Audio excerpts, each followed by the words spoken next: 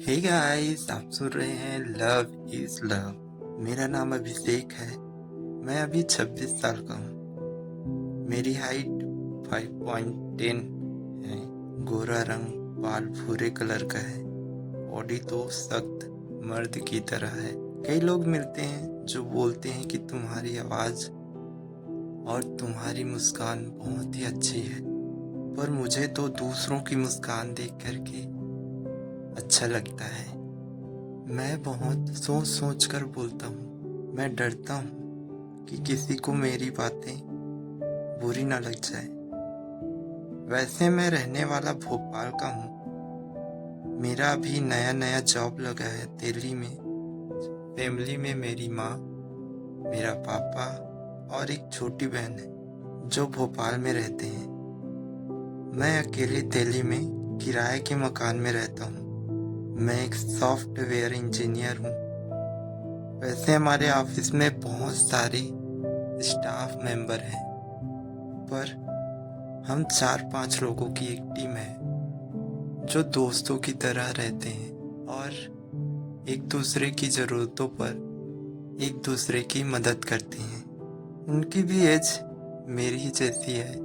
एक रोज़ काम बहुत ज़्यादा था, इसलिए हम 3 लोग जो है वो ओवर टाइम कर रहे थे।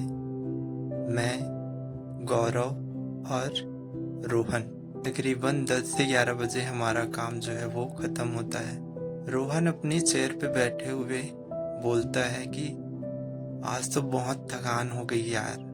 मैंने भी कहा हाँ, आज तो बहुत ही ज़्यादा थकान हो गया है। तो गौरव बोलता है कि फिर चलें थकान मिटाने वाले रोड पर। मैं सोचा कि ये लोग ड्रिंक के बारे में बात कर रहे हैं और मैंने भी कहा हाँ यार चलते हैं। और रोहन भी बोलता है कि हाँ चलते हैं।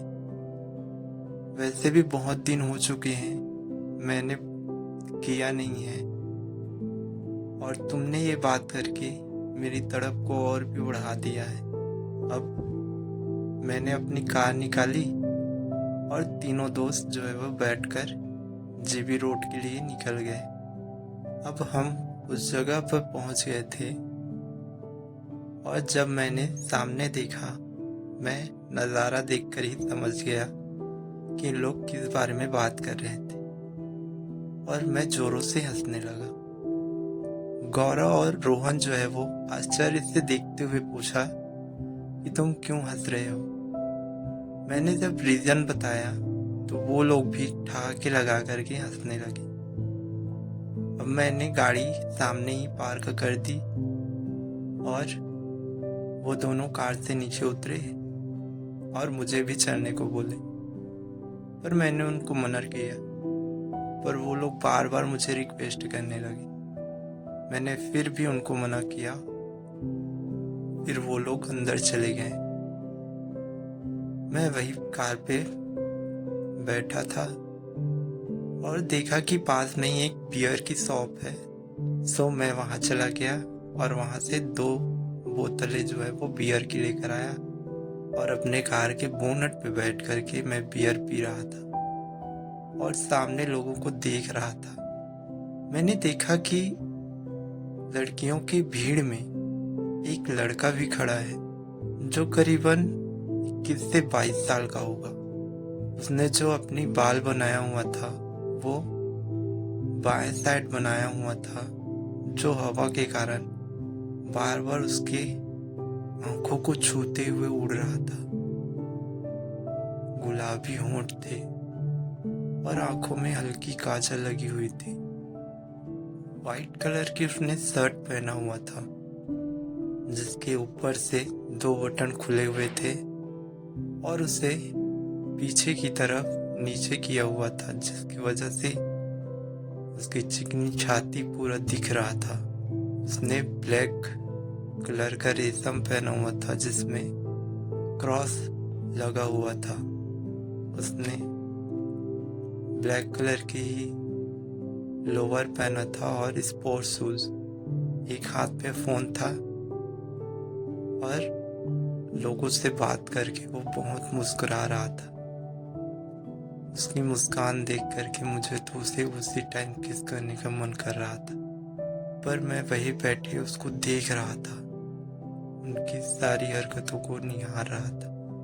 बार बार वो अपने बालों को हाथों से ऊपर उठा रहा था, जो उनकी आंखों को लग रहा था बार बार। एक कानों पे उसने बालियां पहनी थी, रिंग जैसी। मैं तकरीबन उसे 1 से 1.5 घंटा वहीं बैठे देख रहा था।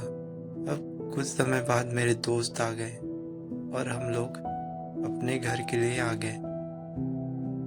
मैं अपने रूम में जाकर के लेट गया, पर जब भी मैं अपनी आंखें बंद करता, उसी का चेहरा मेरे आंखों के सामने आ रहा था। मैं बार बार करवटें बदल रहा था, क्योंकि मुझे उसका वो मुस्कुराता हुआ चेहरा सोने नहीं दे रहा था। मैंने करीबन 3 से 4 लड़कियों को डेट किया होगा, पर मुझे इतना सुकून और इतनी बेचैनी किसी के लिए महसूस नहीं हुआ। फिर भी मैं जैसे तैसे करके सो गया और सुबह उठ करके जो अपने डेली रूटीन करके मैं ऑफिस चला गया, और वहाँ भी अपने काम करके जैसे ही ऑफिस की छुट्टी हुई, मैं अपने रूम पे आया और तैयार होकर के तकरीबन 8 से 9 बजे मैं फिर से वहीं उसे देखने के लिए चला गया। मुझसे रहा ही नहीं जा रहा था उसको देखे बगैर। मैं वहीं पे जाके अपने कार पार्क किया और वहीं पे उसका इंतज़ार करने लगा,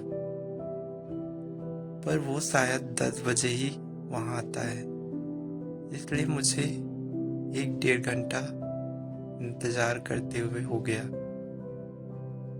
वो वहाँ पर आया और मैं उसको देखकर बहुत ही ज़्यादा खुश हो गया।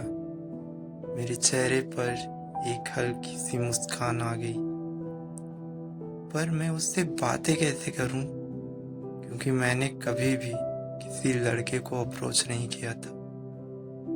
शायद हमारी सोसाइटी हमें ऐसे करने से रोकता है, इस कारण से मैं भी डर गया था और मैं अपने दिल की बात शायद दबा कर ही रख लिया था। फिर अब ये डेली की रूटीन हो गया था। मैं बार बार और जैसे ही छुट्टी होता मैं उसे देखने के लिए चला जाता। अब शायद उसे भी थोड़ी सी भनक लग गया था कि ये मुझे देखता है, तो वो भी मुझे हल्की मुस्कान देते हुए देखता है। वो जब भी मुझे मुस्कुरा कर देखता, तो मैं उससे नजरें जो है वो फेर लेता। आज भी वही हुआ। अब मैं घर आ गया। डेली रूटीन की तरह मैं सवेरे जल्दी उठा और नाश्ता वगैरह करके और टिफिन वगैरह बना के मैं ऑफिस चला गया। जैसे ही ऑफिस की छुट्टी हुई, मैं घर आया और ब्लैक कलर की शर्ट पहना और ब्लू जीन्स और गॉगल्स लगा करके मैंने एक फूल भी ले लिया था।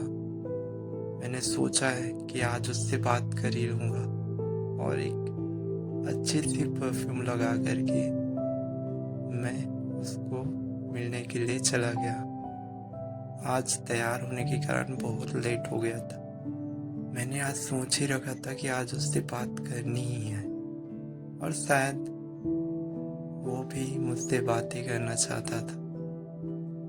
जब मैं 10 बजे वहाँ पर नहीं पहुँचा था, तो वो जिस एरिया में मेरी कार पार्क होता था, वहाँ पर आकर के कुछ ढूंढ रहा था। मैं समझ गया कि ये मुझे ही ढूंढ रहा है। उसी के पास कार जो है वो पार्क किया और हाथों में गुलाब लेकर वहीं पे गाड़ी से बाहर निकला। अंदर से बहुत ही ज़्यादा घबराहट हो रहा था। मैंने फिर भी उससे गुलाब देते हुए पूछा, आप मेरे साथ डेट पर चलोगे?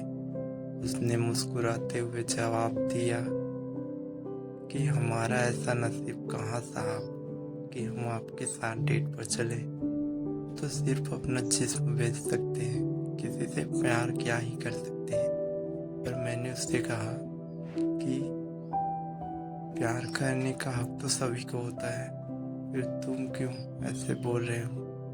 मैंने उसके हाथों को अपने हाथों में ले लिया और उसको चूम लिया और उसकी उस चिकनी छाती पर भी एक किस किया, पर उसने मना किया कि यहाँ पर नहीं करते, कहीं और चलते हैं। उसने बताया कि एक रूम है, वहाँ पर चलते हैं। मैंने गाड़ी पे उसे बैठाया और उस जगह पर गए जिस जगह पर उसने बोला था। वो एक होटल था जहाँ पर उसने बोला था। बहुत ही अच्छा शानदार होटल था। हमने रूम बुक किया और दोनों वहीं पर चले गए।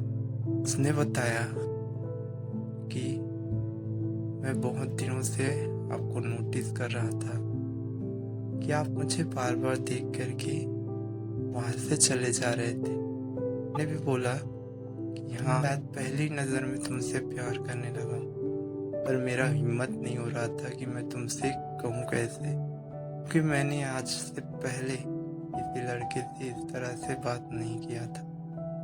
उसने भी बताया कि मैं सारे लड़कों से इंटीमेट हुआ हूँ। मैंने जब से आपको देखा है मैं आप ही के बारे में सोच रहा था, इसलिए आज आप जब लेट हुए तो मैं उसी जगह आपको ढूंढने लगा। मैंने उसके होंठों पर अपनी उंगलियां रख दी और उसको चुप रहने को बोला और उसके जो शर्ट के बटन हैं उसको एक एक करके खोलने लगा।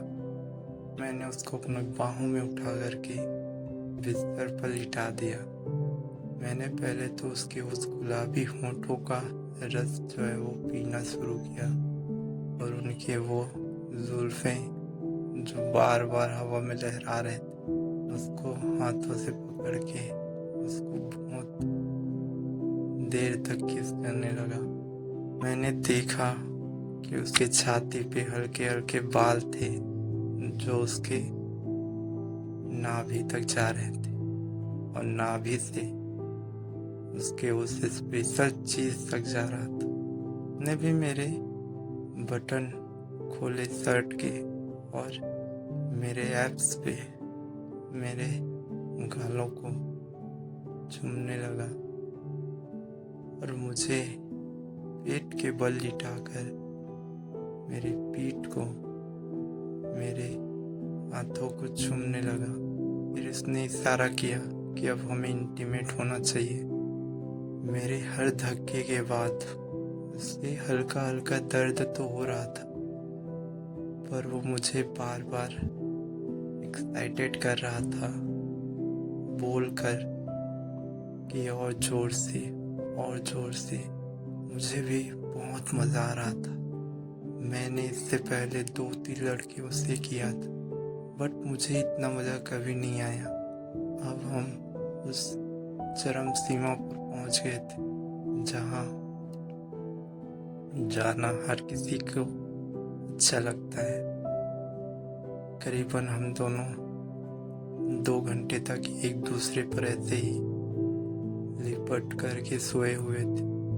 आज मुझे जैसे जन्नत का एहसास हुआ है। अब हम दोनों अपने कपड़े को पहन करके वापस वही रोड पर चले गए और उसको वहीं पर छोड़ करके मैं अपने घर चला गया। अब मैं रोज जा करके उसे बुक करने लगा।